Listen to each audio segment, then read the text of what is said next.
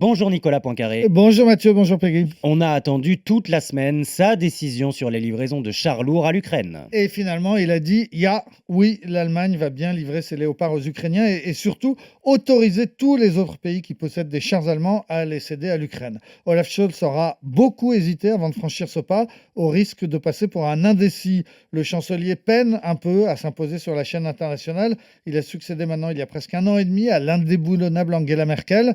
Les Allemands l'ont choisi pour son sérieux. Il est sobre, rassurant, il porte des costumes gris et des cravates de la même couleur. Il est surnommé le rigoureux ou bien Scholzomat, jeu de mots entre Scholz et automate, c'est une machine. Il a la réputation de toujours cacher ses émotions, de maîtriser ses dossiers, d'être un négociateur hors pair. Il a longtemps été le maire de Hambourg et il présentait des exercices budgétaires excédentaires. En 2018, lorsque Merkel a créé une coalition pour gouverner avec les sociaux-démocrates, il est devenu vice-chancelier et ministre des Finances et il s'est bien entendu avec la chancelière pour refuser l'idée même des déficits.